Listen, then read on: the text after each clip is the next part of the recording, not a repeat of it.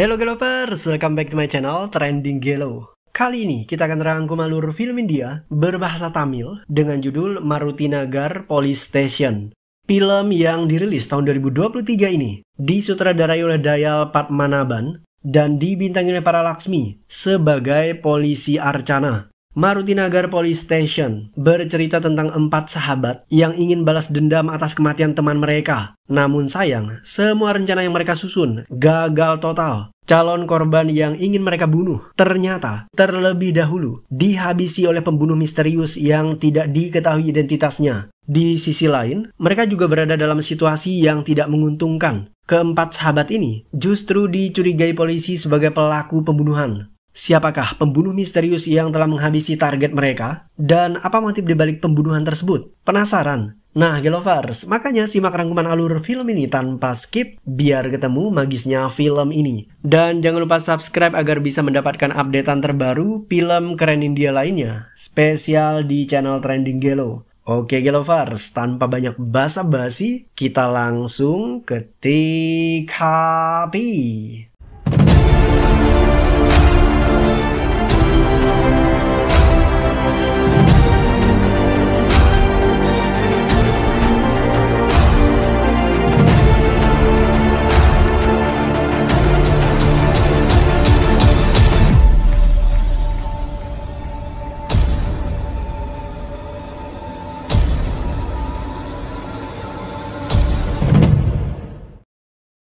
Seorang pemuda bernama Jai pulang kerja larut malam. Ia ditelepon oleh kekasihnya. Jai berhenti di jalanan yang sepi dan mengangkat telepon. Ketika sedang asik berbicara, Jai mendengar suara orang minta tolong. Ia menoleh ke arah pagar dan di sana tampak seorang gadis sedang diculik. Jai mematikan panggilan telepon dan mengintai di balik pagar itu. Dari kejauhan, seorang gadis berteriak minta tolong dan ia dibawa oleh beberapa preman masuk ke dalam gudang. Jai memvideokan aksi penculikan tersebut. Setelahnya, ia segera ke kantor polisi Marutinagar.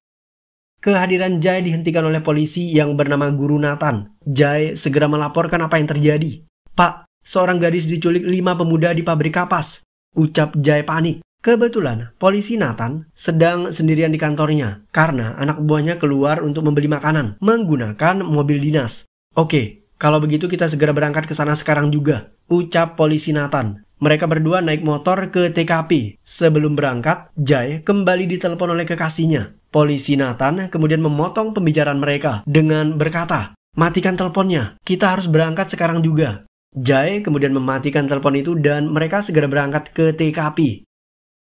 Setibanya di sana, Guru Nathan meminta Jai untuk menunggu di motor, sementara ia masuk ke dalam untuk memeriksa. Guru Nathan ternyata berteman baik dengan para preman tersebut. Mereka adalah satu komplotan sindikat narkoba. Setelah itu, Guru Nathan memberitahu kehadiran Jai. Naga dan anak buahnya segera mengejar pemuda itu. Jai merasa tertipu. Ia segera melarikan diri. Jai kemudian bersembunyi. Ketika para preman itu sedang mencari dirinya, Jai mengirimkan video. Setelah itu, ia juga mengirimkan pesan suara kepada kekasihnya. Ia berbicara setengah berbisik karena Jai takut ketangkap oleh preman. Setelah melakukan semua itu, Jai mematikan HP-nya dan menyembunyikannya di suatu tempat. Jai berlari keluar gudang, namun ia justru dikepung. Keesokan harinya, sepasang suami istri melaporkan jika mereka kehilangan putrinya. Putri Pasutri ini tidak kembali ke rumah sejak sore kemarin. Kedua pasutri ini curiga jangan-jangan putri mereka diculik oleh preman bernama Naga. Karena 2 bulan yang lalu, Naga pernah memaksa pasutri itu untuk menjual properti dengan harga yang sangat murah. Tentu saja mereka menolak permintaan Naga. Polisi Guru Nathan kemudian memperingatkan pasangan itu agar berhati-hati karena preman yang bernama Naga adalah preman yang paling ditakuti di kota itu. Menurut polisi Nathan, alangkah baik kedua pasutri ini menyerahkan properti tersebut ketimbang mereka harus kehilangan nyawa putrinya. Setelah itu, polisi Nathan kemudian meminta anak buahnya yang bernama Arogi Sami agar melayani laporan kedua pasangan suami istri tersebut. Kebetulan, saat itu Arogi Sami terlihat sedang sibuk menelpon. Guru Nathan kemudian berkata, "Matikan teleponnya dan cepat tangani kasus ini." Polisi Arogi Sami segera melakukan perintah atasannya itu. Setelah mendapatkan laporan, kedua pasutri ini pulang ke rumah dan alangkah terkejutnya mereka ketika membuka pintu dan menemukan naga beserta anak buahnya sedang menunggu di dalam rumah. Para preman ini kembali memaksa dan akhirnya pasangan suami istri tersebut menjual propertinya dan setelah itu naga membebaskan putri mereka. Malam harinya, polisi Guru Nathan bertemu dengan naga. Ia meminta komisi dari hasil penjualan properti tersebut. 2 bulan kemudian, polisi cantik yang bernama Archana baru saja dipindahkan ke kantor polisi Marutinagar. Hari itu seorang pemuda bernama Suresh datang ke kantor polisi dan melaporkan bahwa ia kehilangan seekor anjing. Archana menerima laporan Suresh, namun Suresh diminta mengisi data laporan terlebih dahulu kepada polisi Arogisami.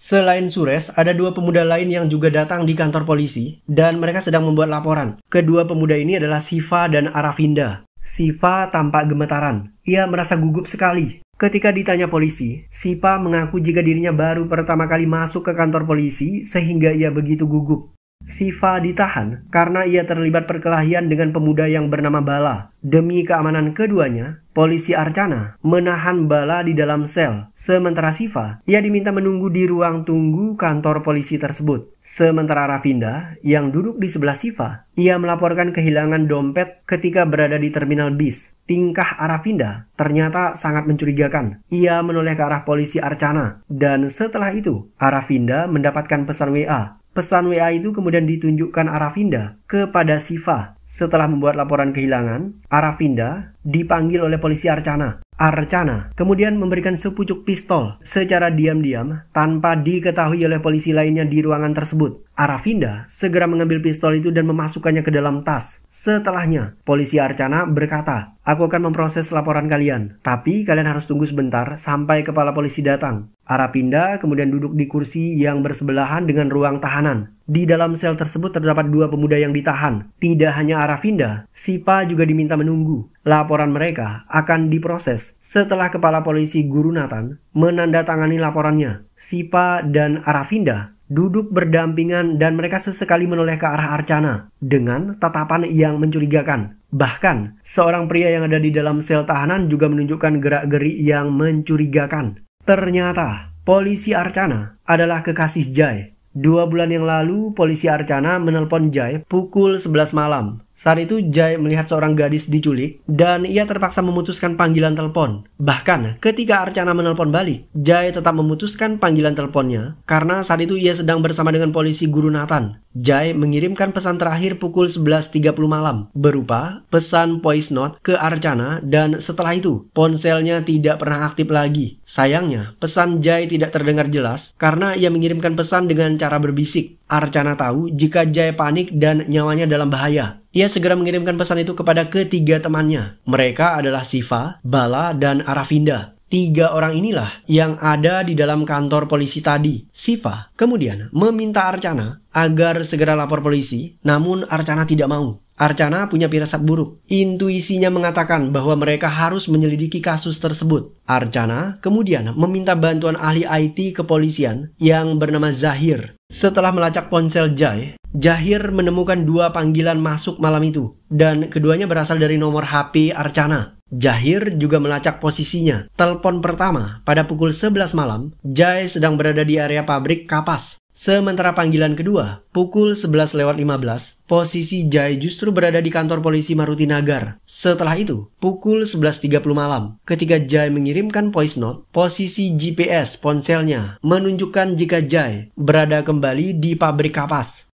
Archana datang kembali ke kantor polisi tersebut. Ia ingin meminta bantuan polisi di sana agar menggali informasi tentang Jai. Archana terpaksa menunggu karena saat itu kepala polisi sedang sibuk melayani 2 pasutri yang melaporkan kasus kehilangan putri mereka yang diculik oleh naga.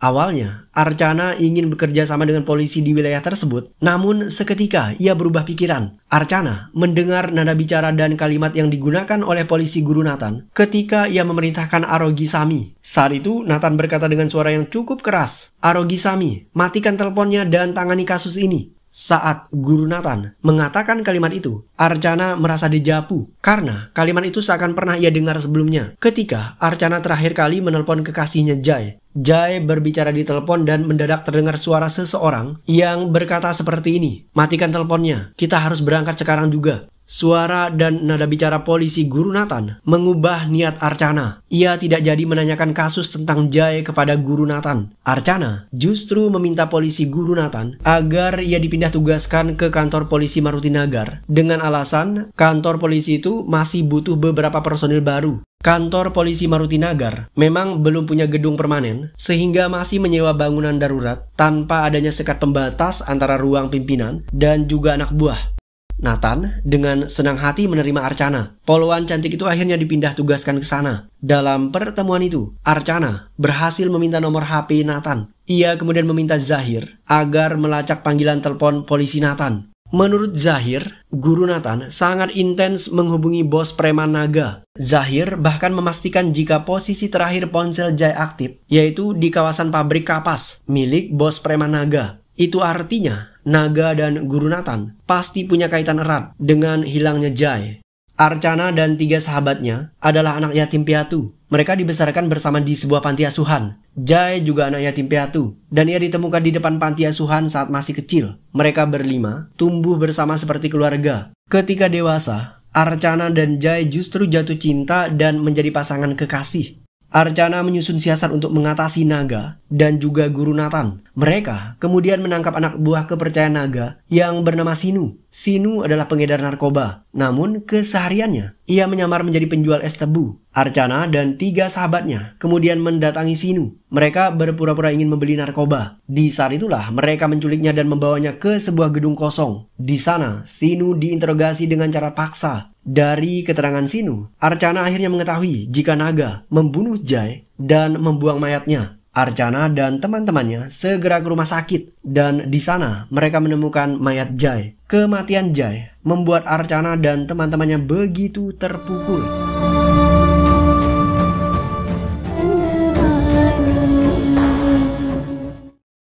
Ketika kembali ke gedung, Archana justru menemukan jika Sinu ternyata menghilang. Entah bagaimana caranya, preman yang satu ini bisa melarikan diri dari ruangan tersebut. Keesokan harinya, Sinu diberitakan tewas tertembak di sebuah hutan. Archana tidak tahu siapa yang membunuh Sinu. Yang pasti mereka merasa terbantu dengan tewasnya preman yang satu itu. Target selanjutnya adalah Naga dan Guru Nathan. Untuk membunuh kedua penjahat ini, Archana terpaksa pindah ke kantor polisi Marutinagar. Ia bekerja di sana selama 2 bulan dan setelah semuanya siap, Archana mulai melancarkan aksi balas dendam mereka. Target pembunuhan pertama adalah polisi Guru Nathan. Archana menyusun siasat. Siva dan Bala harus berkelahi di taman pukul 6 sore. Archana akan menangkap mereka dan membawanya ke kantor polisi. Bala kemudian dimasukkan ke dalam sel tahanan. Sementara Siva, ia menunggu di luar, di ruang tunggu. Aravinda sendiri harus datang ke kantor polisi pukul 6.30 dengan alasan melaporkan kehilangan dompetnya. Dengan demikian, mereka bertiga semuanya ada di kantor polisi tersebut bersama dengan Archana. Saat polisi lengah, Archana memberikan pistol kepada Aravinda.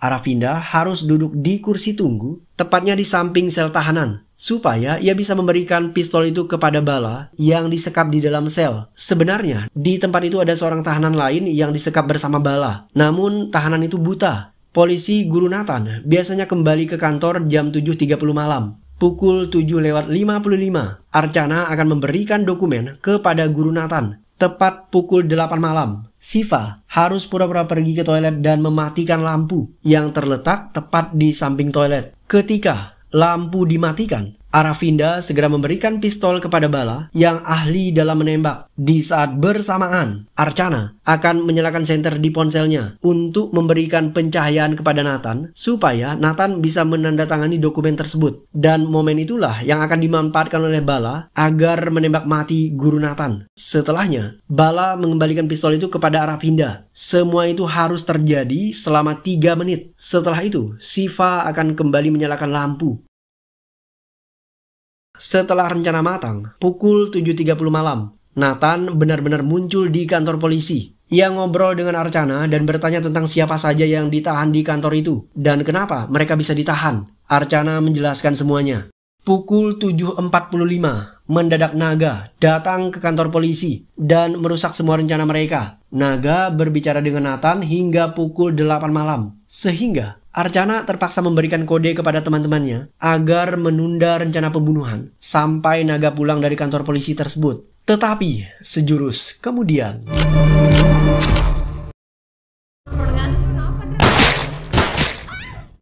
tepat pukul 8 malam, lampu mendadak mati dan terdengar 2 kali bunyi letusan pistol. Saat lampu menyala, Naga dan Nathan ditemukan terkapar di kursinya. Naga tewas tertembak di bagian jidat, sementara Nathan, ia ditembak di bagian leher. Archana panik. Ia segera menghubungi atasannya, yaitu polisi Chejian, dan polisi itu segera datang ke TKP. Menurut keterangan dokter, Naga tewas di tempat, sementara polisi Nathan secara ajaib masih bisa selamat dan sekarang ia dalam keadaan sekarat. Di TKP ditemukan sepucuk pistol milik Nathan yang tergeletak di atas lantai. Polisi Chejian kemudian menanyakan kronologis kejadian dan Archana menjelaskan semuanya. Setelah itu, Chejian meminta kepada Bala, Aravinda, dan Shiva agar meninggalkan kantor polisi dengan catatan mereka harus kooperatif saat dipanggil polisi untuk keperluan investigasi. Sebelum meninggalkan kantor polisi, Chejian mencurigai tas yang dibawa oleh Aravinda. Chejian segera memeriksa tas tersebut, tetapi ia tidak berhasil menemukan pistolnya. Ternyata, sesaat setelah penembakan terjadi, Aravinda terlebih dahulu menyerahkan pistol tersebut kepada Archana, sehingga pistol itu berhasil diamankan.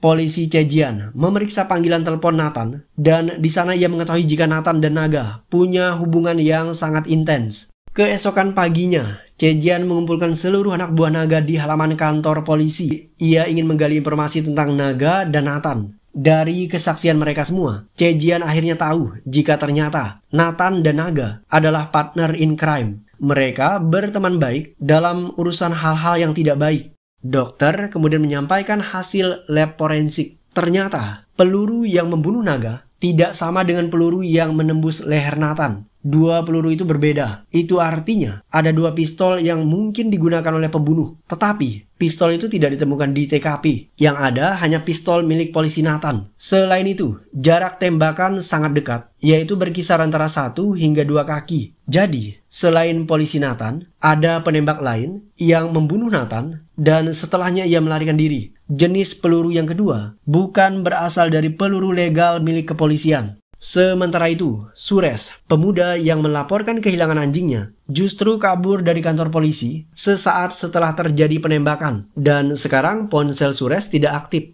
Oke Gilovers, ceritanya makin complicated aja nih. Siapakah pembunuh Naga dan juga Nathan? Dan apa motif dibalik pembunuhan tersebut? Well, let's find out.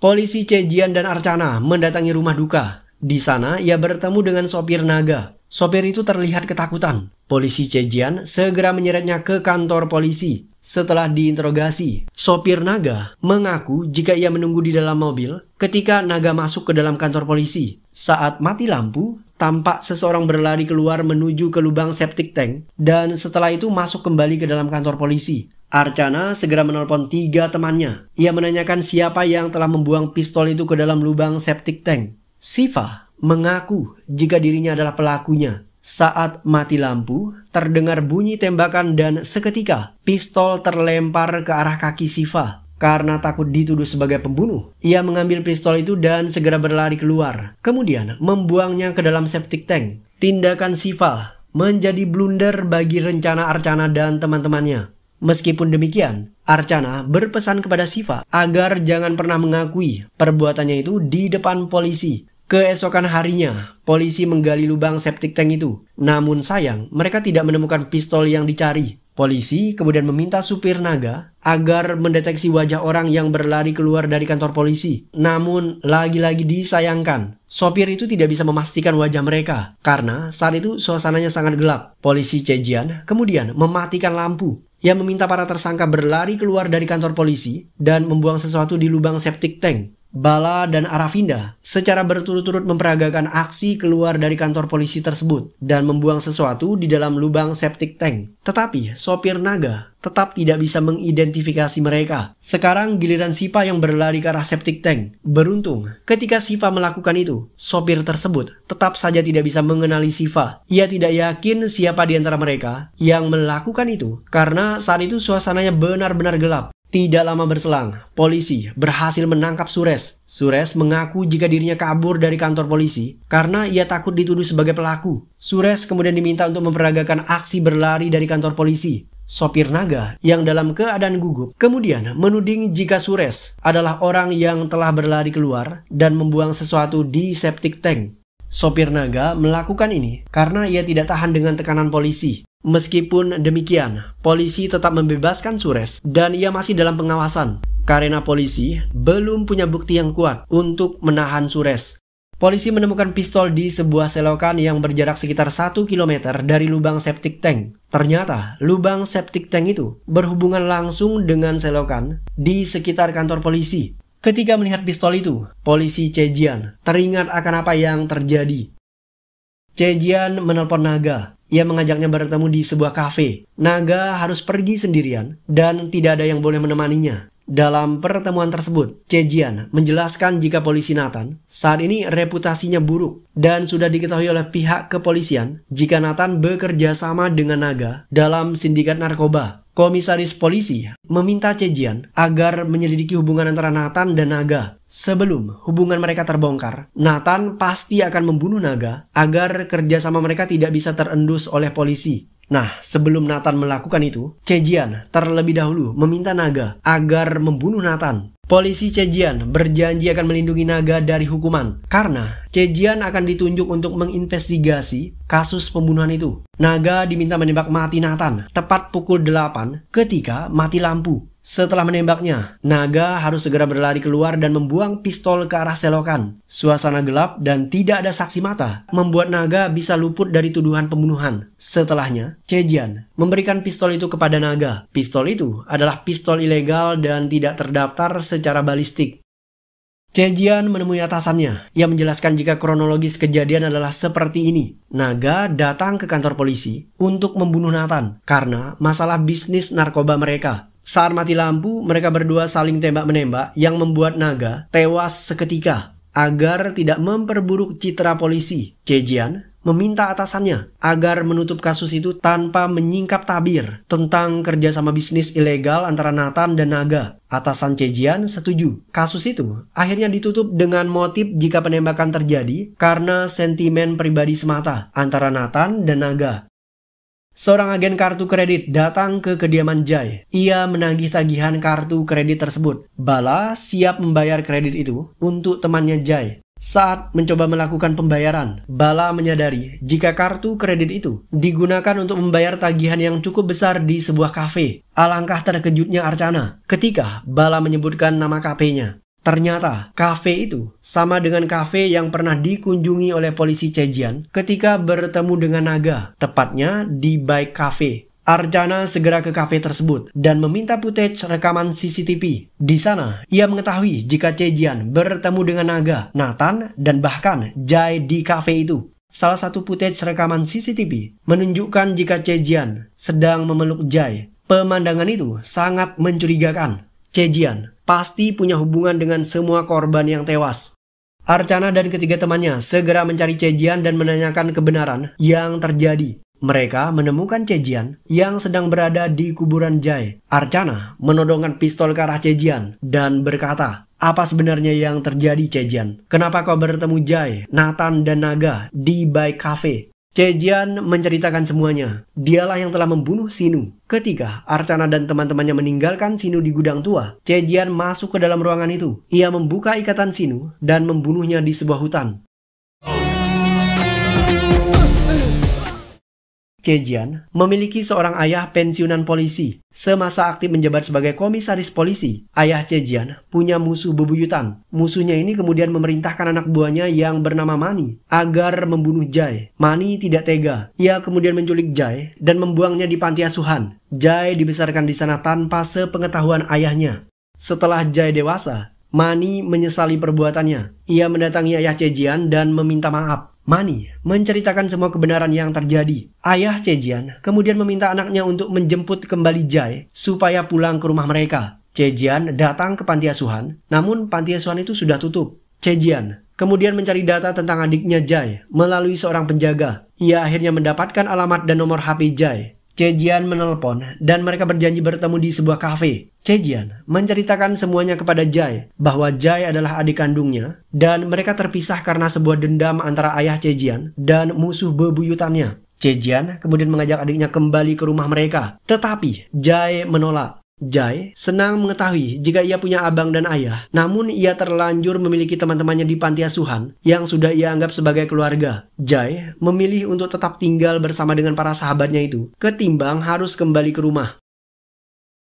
Keputusan sang adik sebenarnya berat bagi Chejian untuk diterima, tetapi ia tidak mau memaksa Jae. Chejian kemudian memberitahu ayahnya dan betapa sedih hati sang ayah setelah mendengar kabar tentang penolakan itu. Ayah Chejian tetap ngotot agar putranya itu kembali. Ia kemudian memaksa Chejian agar kembali membujuk Jae supaya Jae bisa pulang ke rumah mereka. Tetapi belum sempat Chejian melakukan itu, Chejian mendapatkan kiriman video dari adiknya Jae. Jae mengirimkan video penculikan seorang gadis oleh geng naga. Di dalam video itu, Chejian melihat wajah gangster yang bernama Sinu. Chejian bermaksud mendatangi Sinu, namun di saat bersamaan, Chejian melihat Archana dan teman-temannya terlebih dahulu menculik pemuda itu. Chejian mulai membuntuti Archana dan ia jadi tahu jika adiknya tewas terbunuh dan pembunuhnya adalah Naga dan juga Nathan. Chejian kemudian membunuh Sinu. Ia juga bertekad balas dendam kepada Naga dan Nathan. Chejian mencuci otak mereka berdua. Ia mengajak Nathan ketemuan di kafe. Di sana, Chejian menghasut Nathan dengan berkata, "Komisaris polisi telah mengetahui kedekatanmu dengan geng naga. Kau harus membersihkan citra dirimu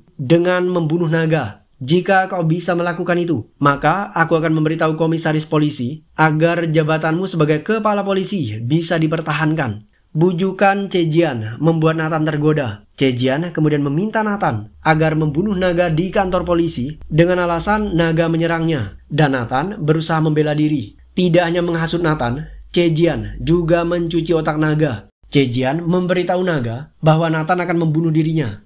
Nathan tidak mau. Kerja sama bisnis antara dirinya dengan Naga diketahui oleh komisaris polisi. Jadi Nathan berniat menyingkirkan Naga. Sebelum Nathan melakukan itu, Chejian terlebih dahulu meminta Naga untuk membunuh Nathan di kantor polisi. Chejian sudah mengatur semuanya. Pukul 8 malam, lampu akan dimatikan. Dan di saat itulah, Naga harus menembak mati Nathan. Saat mati lampu, tidak ada saksi mata di sana. Jadi, Naga bisa bebas dari tuduhan karena Chejian akan ditunjuk komisaris polisi agar menangani kasus tersebut. Sangat mudah bagi Chejian untuk mengelabui kebenaran yang terjadi. Chejian bahkan menyiapkan pistol ilegal untuk Naga. Terbuai akan bujukan maut Chejian, Naga akhirnya datang ke kantor polisi sesuai dengan waktu yang telah ditentukan, tanpa ia sadari jika dirinya dan Nathan sedang diadu domba oleh Chejian. Chejian dengan sengaja menghabisi semua penjahat itu karena ia ingin balas dendam atas kematian adiknya, sekaligus menyelamatkan Archana dan juga teman-temannya dari tuduhan pembunuhan.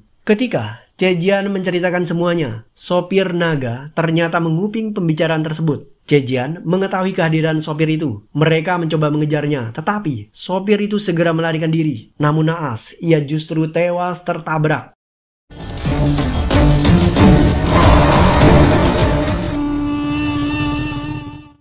Tidak lama kemudian, Chejian mendapat kabar dari rumah sakit jika ternyata Nathan tidak bisa melewati masa kritisnya. Ia akhirnya meninggal dunia.